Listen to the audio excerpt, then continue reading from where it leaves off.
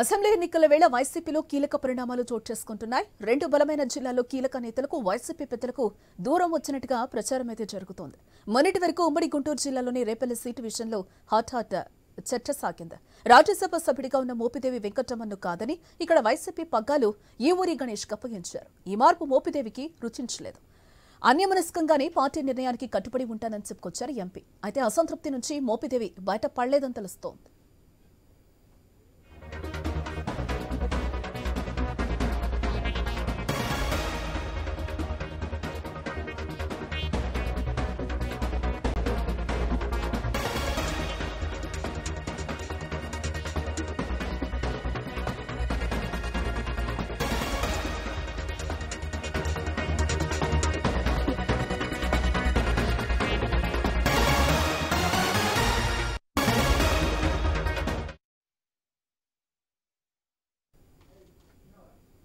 బిడ్డలను షోర్ బ్రేక్ తీసుకుందాం. స్టేట్ చూద్దాం.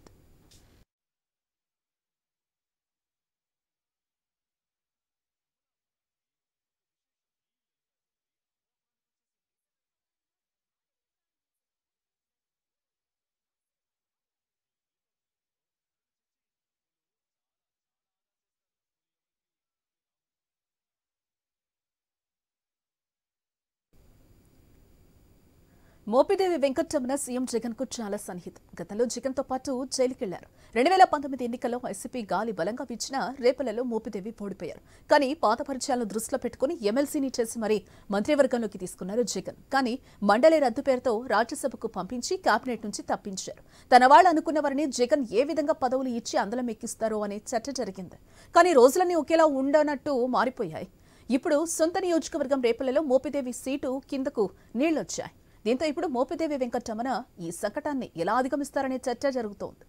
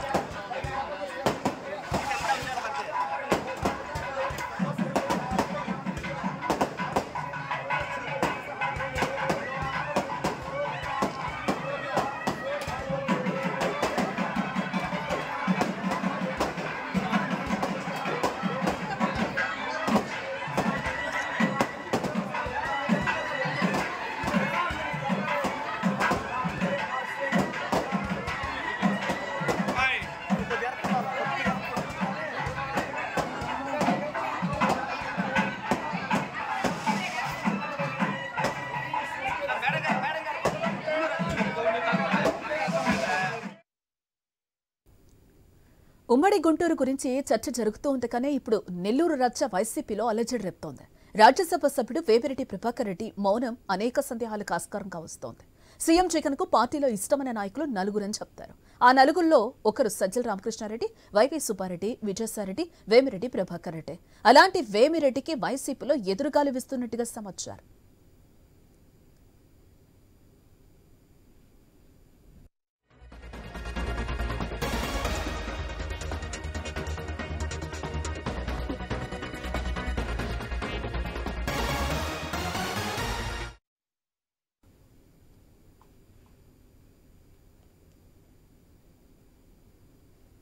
ఇక ఇదే అంశానికి సంబంధించిన మరింత సమాచారం మా ప్రతినిధి సాంబశివరావు లైవ్ ద్వారా అందిస్తారు. ఎస్ సాంబశివరావు, ఎన్నికల వేళ వైసీపీలో అయితే అలజడి కనిపిస్తోంది, ఏంటి?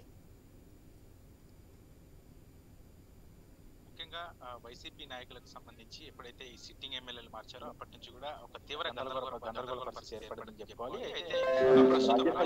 ఒక కీలకంగా మారిందని చెప్పుకోవచ్చు. ఎందుకంటే రాజ్యసభ ఎంపీ ఇప్పుడు మొత్తం మోపిదేవి వెంకటరమణ చూసుకోవచ్చు. మోపిదేవి వెంకటరమణ కాదని చెప్పేసి కూడా అక్కడ ప్రస్తుతం గణేష్ అనే వ్యక్తికి ఇన్ఛార్జిగా ఇచ్చారు. అప్పటి నుంచి కూడా మోపిదేవి కాస్త ఇబ్బందికరంగానే ఉన్నారు. ఎందుకంటే గతంలో అంటే పార్టీకి కట్టుబడి ఉన్నాం, పార్టీ ఎవరికైతే టికెట్ ఇస్తుందో వాళ్ళకి మాత్రమే పనిచేస్తామని చెప్పినప్పుడు కూడా అతనున్న ఆంతర్యం మాత్రం వేరే విధంగా ఉంది. ఎందుకంటే ఇద్దరు ఎక్కడ కూడా నియోజకవర్గంలో ప్రస్తుతం ఎక్కడ కూడా వాళ్ళు కలిసి పనిచేయట్లేదు. కలిసి పనిచేయటమే కాకుండా గత 2 రోజుల క్రితం కూడా మోపిదేవి వెంకటరమణ ఒక ప్రెస్ మీట్ పెట్టడం కూడా జరిగింది. ప్రెస్ మీట్ పెట్టి ప్రత్యేకంగా మేమందరం అంటే పార్టీ అధిష్టానాన్ని కట్టుబడి ఉంటాను, నేను ఒక క్రమశిక్షణ కలిగిన నాయకుడు అని చెప్పేసి ఒక ప్రెస్ మీట్ పెట్టినప్పటికీ అక్కడ స్థానికంగా ఉన్నటువంటి ఇన్ఛార్జిని కలుపుకొని ఆయన ప్రెస్ మీట్ పెట్టలేదు. ప్రెస్ మీట్ పెట్టకపోవడంతో అక్కడ అందరికీ ప్రత్యక్షంగా కూడా అర్థమైన పరిస్థితి. ఎందుకంటే ఆయన వ్యతిరేకంగా ఉన్నారు, అసంతృప్తిగా ఉన్నారు అని చెప్పేసి కూడా అక్కడ అందరూ ప్రత్యక్షంగా అనుకుంటున్నారు. అయితే ముఖ్యంగా ఇప్పుడు ప్రస్తుతం ఏదైతే ఎంపీ రాజ్యసభ వేమారెడ్డి కూడా కావచ్చు, ఎందుకు నెల్లూరు రాజ్యసభ ఎంపీ వేమారెడ్డి, అదేవిధంగా ఇటు మోపిదేవి వెంకటరమణ వీళ్ళంతా కూడా పార్టీ పట్ల అసంతృప్తిగానే ఉన్నారని చెప్పుకోవాలి. ఎందుకంటే ఇప్పుడు రాజ్యసభ జగన్మోహన్ రెడ్డికి వేమారెడ్డి అత్యంత సన్నిహితులు.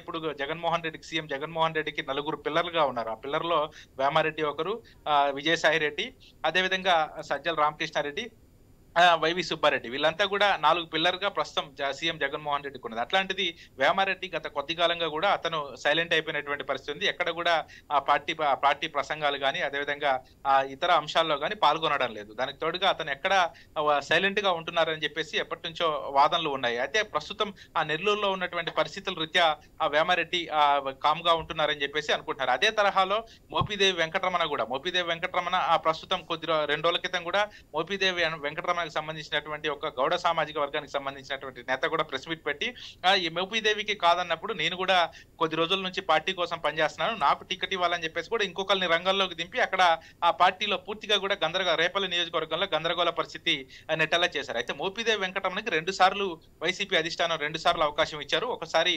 2014లో ఆయన ఎన్నికల్లో పోటీ చేసి అక్కడ నుంచి ఓడిపోయారు. అదేవిధంగా 2019లో కూడా వైసీపీ నుంచి మళ్ళీ అవకాశం ఇచ్చారు. అక్కడ కూడా 2019లో కూడా ఓడిపోయినటువంటి పరిస్థితి. 2 సార్లు ఓడిపోయినప్పుడు సామాజిక వర్గాల రీత్యా అంటే ప్రస్తుతం ఉన్నటువంటి టీడీపీ ఎమ్మెల్యే అనగాని సత్యప్రసాద్ గౌడ సామాజిక వర్గానికి సంబంధించినటువంటి వ్యక్తి. అటువంటిది ఇప్పుడు ప్రస్తుతం అదే సామాజిక వర్గానికి ఇంకో టికెట్ ఇస్తే వైసీపీ రాబోయే ఎన్నికల్లో గెలుస్తుందని అధిష్టానం భావిస్తుందని చెప్పేసి కొందరు చెప్తున్నప్పటికీ కాదు, సీనియర్లను కావాలనే అది సీఎం జగన్మోహన్ రెడ్డికి అత్యంత సన్నిహితుల్ని పక్కన పెడుతున్నారని చెప్పేసి కూడా వాదనలు వినిపిస్తా ఉన్నాయి. మరి ఎందుకు ఇట్లా ఆ సీనియర్లు పార్టీకి ఉన్నటువంటి సీనియర్లనే ఎందుకు టార్గెట్ చేశారు? సీనియర్లు సీఎం జగన్మోహన్ రెడ్డికి అత్యంత సన్నిహితంగా ఉన్న వ్యక్తుల్నే ఎందుకు టార్గెట్ చేసి ఆ ప్లేస్ లో వేరే వాళ్ళని పెడతా ఉన్నారు? ఇవన్నీ కూడా ఇప్పుడు చర్చనీయాంశంగా మారిన అంశాలని చెప్పుకోవచ్చు. ఎందుకంటే ఇప్పుడు ఉమ్మడి గుంటూరు జిల్లానే చూసుకున్నట్లయితే ప్రతి చోట నిన్న అక్కడ పల్నాడు జిల్లాలో అదే పరిస్థితి, ఇటు గుంటూరు జిల్లాలో అదే పరిస్థితి,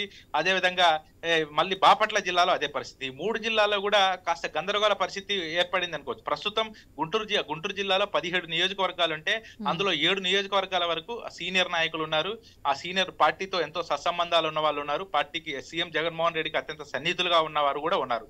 వాళ్ళను కూడా పక్కన పెట్టి ఈ రోజు వేరే కొత్త ఇన్ఛార్జీలు ప్రకటించి పూర్తిగా కూడా అక్కడ గందరగోళ పరిస్థితి ఏర్పడేలా చేస్తున్నారని చెప్పుకోవచ్చు. అయితే ఇప్పుడు ఎందుకంటే స్వయంగా వాళ్ళే అక్కడ ఉన్నటువంటి నాయకులే ప్రెస్ మీట్ పెట్టి మేమే పోటీ చేస్తాము, మేమే వస్తాము, ఇట్లా అక్కడ ఉన్నటువంటి సొంత ఎవరైతే నాయకులు ఇప్పుడు ఇన్ఛార్జీలు మార్చారో ప్రస్తుతం సిట్టింగ్ ఎమ్మెల్యేగా ఎవరున్నారో వాళ్ళకి సంబంధించినటువంటి కార్యకర్తలంతా కూడా వాళ్ళు స్వయంగా వచ్చి మేము రాజీనామా చేస్తున్నామని చెప్పడం ఇవన్నీ కూడా చాలా పార్టీకి తీవ్ర నష్టాన్ని చేసేలా చేస్తున్నాయని చెప్పేసి కూడా కొంతమంది రాజకీయ విశ్లేషకులు చెప్తా ఉన్నారు. అదేవిధంగా కార్యకర్తల్లో కూడా కొంత గందరగోళ పరిస్థితి ఉందని చెప్పేసి కూడా చెప్తాను. ఎందుకంటే నిన్నటి వరకు కూడా ఒక నాయకుని నమ్ముకొని ముందుకు పోయినటువంటి పరిస్థితుల్లో మళ్ళీ కొత్త ఇన్ఛార్జ్ వస్తే అక్కడ చాలా ఇబ్బందికర వాతావరణం ఉంటుందని చెప్పేసి కూడా ఎవరైతే అత్యంత సన్నిహితులు అని చెప్పుకుంటున్నామో జగన్ కి అత్యంత సన్నిహితుల్లో మోపిదేవి కూడా ఒకరని చెప్తూ ఉంటారు. ఎస్, ఆయన ఎందుకు అలకపోనారు అంటే ఎందుకు ఆ అలజడి, ఆయన సీటుకి ఎందుకు నీళ్ళొస్తున్న పరిస్థితి కనిపిస్తుంది అని అంటారు. అంటే 2 సార్లు ఛాన్స్ ఇచ్చినా కూడా ఆయన గెలవకపోవటమే ఈ రోజు కారణం అని అంటారా? పక్కకు పెట్టడం కూడా ప్రత్యక్షంగా కూడా అదే. ఎందుకంటే జగన్మోహన్ రెడ్డికి మోపిదేవి రెడ్డి అత్యంత సన్నిహితుడు. ఎప్పటి నుంచి అంటే కాంగ్రెస్ లో ఉన్నప్పటి నుంచి కావచ్చు, పార్టీ తర్వాత రాష్ట్రం విడిపోయిన తర్వాత అక్కడ ఉన్నటువంటి పరిణామాలు జరిగిన తర్వాత సీఎం జగన్మోహన్ రెడ్డితో పాటు మోపిదేవి రెడ్డి కూడా కొంత ఈ యొక్క ఏదైతే అక్రమాస్తుల కేసులో జైలుకి వెళ్ళారో దాంట్లో మోపిదేవి వెంకటరమణ కూడా ఒక బాధితుడిగా ఉండి జైలుకి వెళ్ళి వచ్చినటువంటి పరిస్థితి ఉంది. అటువంటిది ఆ తర్వాత 2014లో పార్టీ అధికారంలోకి రాలేదు వైసీపీ పార్టీ. 2019లో వైసీపీ పార్టీ అధికారంలోకి వచ్చిన తర్వాత ప్రత్యక్షంగా కూడా ఆయనకి మంత్రి పదవి కూడా ఇవ్వడం జరిగింది. ఓడిపోయినప్పుడు కూడా మంత్రి పదవి ఇవ్వడం జరిగింది. దానికి తోడు మళ్ళీ తర్వాత రాజ్యసభ సీటు, ఎంపీగా రాజ్యసభ సీటు కూడా ఇవ్వడం జరిగింది. అంటే ఆయనకి చేయాల్సినటువంటి న్యాయం చేశాము. కాబట్టి 2024 ఎందుకంటే చాలా ప్రెస్టేజ్ ఇష్యూగా తీసుకున్నారు, ప్రతిష్టాత్మకంగా తీసుకున్నారు పార్టీలు. ఎందుకంటే ఇప్పటికే ప్రస్తుతం రాష్ట్రంలో జరుగుతున్నటువంటి పరిణామాలు, నిన్న తెలంగాణలో జరిగినటువంటి ఎలక్షన్ లో కాంగ్రెస్ అధికారంలోకి రావడం, టీఆర్ఎస్ ఓడిపోవడం, దానికి తోడుగా ఇక్కడ పవన్ కళ్యాణ్ అంటే 2014లో పవన్ కళ్యాణ్ టీడీపీ జనసేన టీడీపీ కలిసి పోటీ చేసినప్పుడు అక్కడ విజయం సాధించింది. టీడీపీ పార్టీ అధికారంలోకి వచ్చింది. 2019లో టీడీపీ జనసేన కలిసి పోటీ చేయలేదు, విడివిడిగా పోటీ చేసి అప్పుడు ఆ వైసీపీ అధికారంలోకి వచ్చింది. మళ్ళీ ఇప్పుడు జనసేన టీడీపీ ప్రత్యక్షంగా పోటీ చేస్తున్నామని ప్రకటించారు. దానికి సంబంధించి ఇప్పుడు అన్ని కూడా అన్ని విధాలుగా కూడా ముందుకెళ్తా ఉన్నారు. దానికి తోడు ప్రస్తుతం రాష్ట్రంలో వైసీపీ కొంత వ్యతిరేకతలు ఇస్తున్నటువంటి నేపథ్యంలో నాయకుల్ని మార్చాలనే ఉద్దేశంతో ఎవరైతే మరి 2014, 2019లో ఓడిపోయారు కాబట్టి వాళ్ళని మార్చాలనే ఉద్దేశంతో మారుస్తున్నామని చెప్పేసి కూడా అధిష్టానం చెప్తా ఉన్నారు.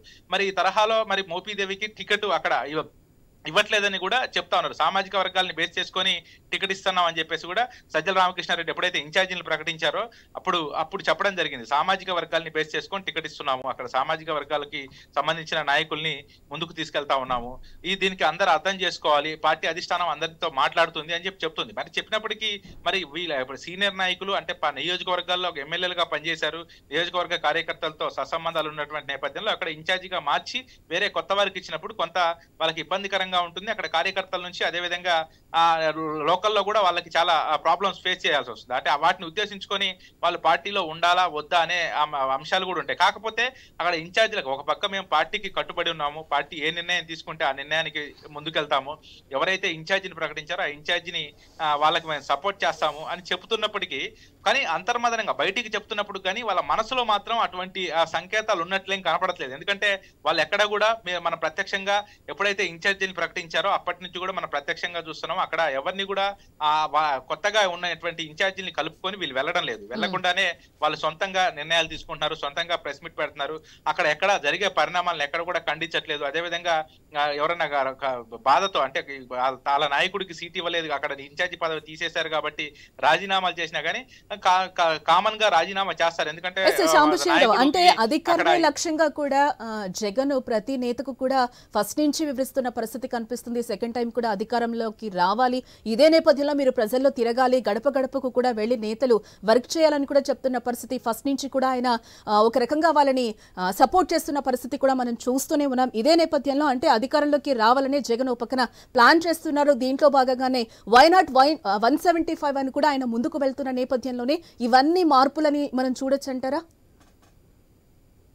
తప్పకుండా. ఎందుకంటే ఇప్పుడు ప్రస్తుతం ఉన్న పరిస్థితుల్లో అధికారం దిశగా వెళ్ళాలంటే ఆ పార్టీలో మార్పులు చేర్పులు చేయాలి కాబట్టి ఫస్ట్ నుంచి ఉన్నటువంటి నాయకులకి కొంత వ్యతిరేకత ఉంది నియోజకవర్గాల్లో.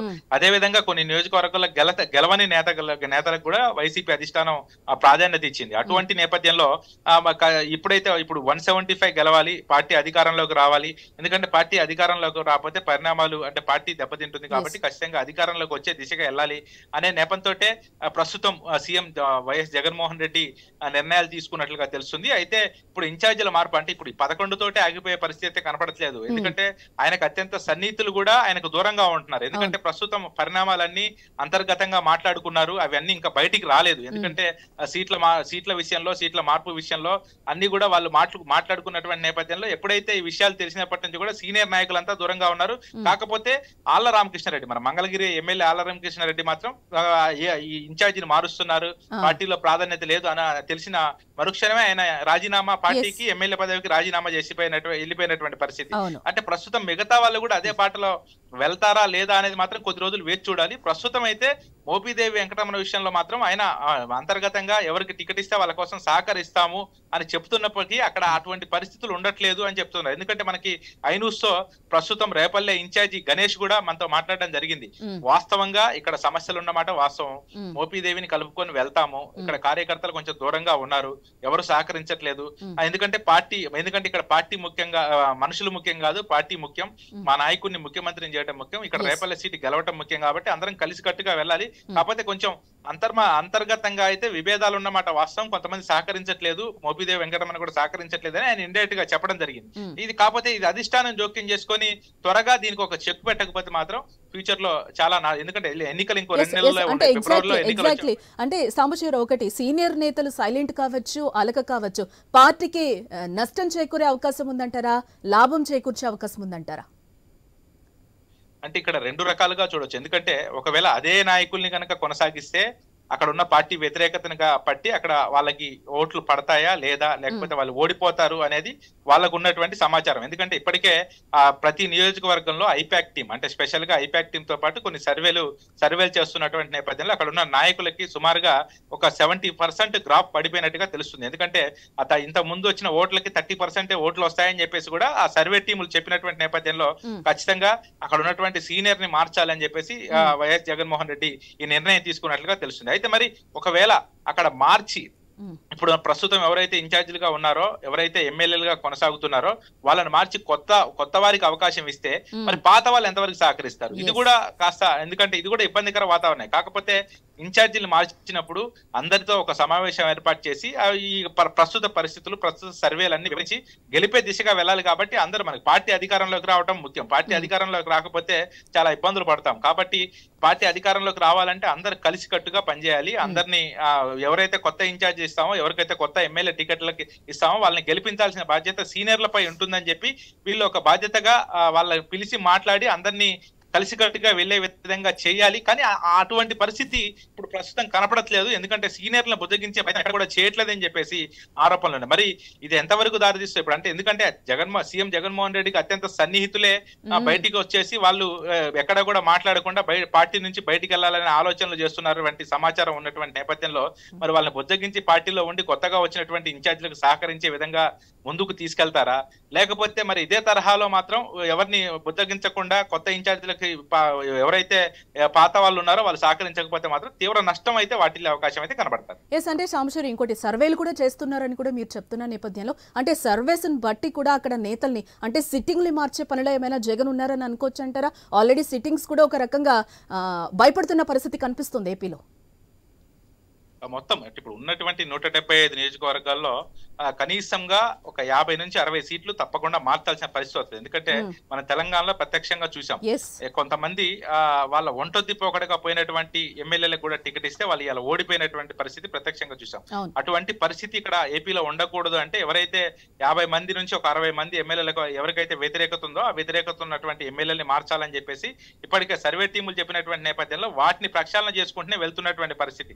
అయితే అంటే ఇప్పుడు ఈ నిన్న ప్రకటించినటువంటి 11 మంది ఇన్ఛార్జీలు ఎవరైతే ఉన్నారో 11 మంది ఇన్ఛార్జీలకు కూడా ఆ సొంత నియోజకవర్గంలో వాళ్ళకి పూర్తి స్థాయిలో వ్యతిరేకత ఉంది. అంటే కొంత సొంత పార్టీ నుంచి అక్కడ 2 వర్గాలుగా ఏర్పడి సొంత పార్టీ నుంచే కొంతమంది కార్యకర్తల నుంచి వ్యతిరేకత ఉండటం, అయితే ఎవరైతే ఆ సామాజిక వర్గాల వారిగా కూడా విభేదాలు రావడం, ఇవన్నీ కూడా పరిగణలోకి తీసుకున్నట్టుగా తెలుస్తుంది. ఎందుకంటే మొత్తంగా గెలిపే లక్ష్యంగా అంటే ఇప్పుడు వాళ్ళు చెప్తా ఉన్నారు 175 గెలవాలి, మన మీద కుట్రలు జరుగుతున్నాయి అని ఒక పక్క చెప్పుకుంటానే వస్తా ఉన్నారు. ఈ నేపథ్యంలో ఇప్పుడు గెలవాలి అంటే ఖచ్చితంగా టికెట్లు మార్చాలని చెప్పి చెప్తున్నప్పటికీ ఇప్పుడు గెలిపే లక్ష్యంగా వెళ్ళాలంటే అందరినీ సమన్వయపరచాల్సిన అవసరం ఉంటుంది. ఎందుకంటే అందరు ఇప్పుడు అటు సీనియర్ నాయకుల్ని కానీ ఇప్పుడు వచ్చిన కొత్త ఇన్ఛార్జీలను కానీ అక్కడ ఉన్నటువంటి కార్యకర్తలు కానీ నియోజకవర్గాల వారిగా వాళ్ళని అంతా ఒక తాటి మీదకి తీసుకొస్తే గానీ రాబోయే ఎన్నికలకి ఒక పోటీ ఇచ్చే అవకాశం అయితే ఉంటుంది. కానీ అటువంటి పరిస్థితి లేకపోతే మాత్రం ఖచ్చితంగా వారు వన్ సైడ్ అయిపోతున్నట్టంలో ఎటువంటి సందేహం లేదు. ఎందుకంటే వీళ్ళు చేసే పనులన్నీ కూడా టీడీపీకి ఫేవర్ గా ఉన్నాయి. ఎందుకంటే ఇప్పుడు చివరిగా 2-3 నెలలు, ఎందుకంటే ఎన్నికలు 3 నెలలు ఉన్నటువంటి నేపథ్యంలో ఇటువంటి నిర్ణయాలు తీసుకోవడం వల్ల పార్టీకి నష్టం వచ్చింది. ఎందుకంటే ఒకవేళ ఎమ్మెల్యే గ్రాఫ్ సరిగా లేదు, ఎమ్మెల్యేలు సరిగా పనిచేయట్లేదు, ఎమ్మెల్యేలతో అక్కడ వ్యతిరేకత ఉందన్నప్పుడు ఒక 2 సంవత్సరాల క్రితమే ఈ పని చేసి ఉంటే కాస్త కార్యకర్తల్లో నమ్మకం వచ్చేది ప్రభుత్వం మీద. ఎందుకంటే ఎమ్మెల్యేలు సరిగా చేయట్లేదు కాబట్టి సీఎం జగన్మోహన్ రెడ్డి సరిగా ఈ నిర్ణయం తీసుకున్నారు. పథకాలు అంటే ప్రభుత్వం పథకాలు ఇస్తుంది, అన్ని పథకాలు ఇస్తున్నారు, కానీ వాటిని వినియోగించుకోవడంలో ఎమ్మెల్యేలు విఫలమవుతున్నారు. అక్కడ పరిస్థితుల్ని వాళ్ళు పరిగణలోకి తీసుకోకుండా కార్యకర్తలకు దూరం ఉంటున్నారు, ఆ నియోజకవర్గంలో అభివృద్ధి చేయట్లేదు, ప్రభుత్వ అభివృద్ధి పథకాలను ముందుకు తీసుకెళ్లలేదు అన్నప్పుడు ఒక 2 సంవత్సరాల క్రితమే ఈ యొక్క పని చేస్తుంటే కాస్త పార్టీకి ప్లస్ పాయింట్ గా ఉండేదని చెప్పేసి చెప్తా ఉన్నారు. మరి ఇప్పుడు అన్ని ఎందుకంటే చివరి నిమిషాల్లో ఎన్నికలు వచ్చినటువంటి చివరి నిమిషాల్లో తీసుకుంటే అంటే ఎలక్షన్స్ దగ్గర పడుతున్న నేపథ్యంలో అంటే సాంబశివరావు సిట్టింగ్ ని మారిస్తే ఏమైనా పార్టీకి కలిసి వచ్చే అవకాశం ఉందని అని అంటారా? మీరు చెప్పినట్టు 2 years ముందు మార్చుంటే ఒక రకంగా ఉండేదేమో. అవును, అంటే ఎందుకంటే ఇప్పుడు చివరి నిమిషంలో మారిస్తే మాత్రం పార్టీకి ఉపయోగం ఉండదు. ఎందుకంటే కొత్తగా వచ్చిన ఇన్ఛార్జి అక్కడ నియోజకవర్గ పరిస్థితులు తెలుసుకోవాలి, నియోజకవర్గాల్లో ఉన్నటువంటి ఆపోజిట్ లీడర్ యొక్క వ్యక్తిత్వం తెలుసుకోవాలి, అక్కడ సిచ్యువేషన్ ఎట్లా ఉందనేది తెలుసుకోవాలి, అక్కడ సమస్యలు కానీ అక్కడ ఉన్న నియోజకవర్గ పట్ల ఒక అవగాహన ఉండాలి, అక్కడ ఉన్నటువంటి కార్యకర్తల్ని, పార్టీకి సంబంధించినటువంటి నాయకుల్ని, ప్రజల్ని సమన్వయం చేసుకొని వెళ్ళాలి, అక్కడ ఏవైతే సమస్యలు ఉన్నాయో అవి తీర్చడానికి ముందుకెళ్ళాలి. ఇవన్నీ కూడా ఆ కొత్త నాయకుడికి తెలిసి ఉండాలి. కానీ ఆ కొత్తగా 2 నెలల ముందు వెళితే ఇవన్నీ తెలిసే అవకాశం ఉండదు నాయకు. కాబట్టి కొంత నష్టం అయితే జరిగే అవకాశం కనపడతా ఉంది. ఎందుకంటే ఇప్పుడు పాత ఎవరైతే ఇన్ఛార్జీలు ఉన్నారో ఇప్పుడు ఎవరైతే ఇన్ఛార్జీని ప్రకటించారో ఆ ఇన్ఛార్జికి పూర్తి అవగాహన లేకపోతే మాత్రం తీవ్ర నష్టం అయితే జరిగే అవకాశం కనపడుతుంది. మరి దీన్నైతే వైసీపీ అధిష్టానం మరి ఏ విధంగా తీసుకుంటుంది? మరి పాత ఇప్పుడు ఎవరైతే కొత్త ఇన్ఛార్జీలు ఉన్నారో అక్కడ సిట్టింగ్ ఎమ్మెల్యేలు పాత ఇన్ఛార్జీలుగా ఉన్నవారిని ఒక సమన్వయం చేసి ముందుకు పోతే తప్ప ఒక ప్రయోజనం ఉండదు. లేకుండా ఈ విధంగానే కొనసాగితే మాత్రం పూర్తి స్థాయిలో కూడా ఏదైతే ఇప్పుడు ఇన్ఛార్జీలు మారుస్తున్నారో ఆ నియోజకవర్గాల్లో పార్టీ పూర్తిగా దెబ్బతినే అవకాశం అయితే కనపడతా ఉంది. రైట్ సంశూర్, థ్యాంక్స్ ఫర్ ద అప్డేట్.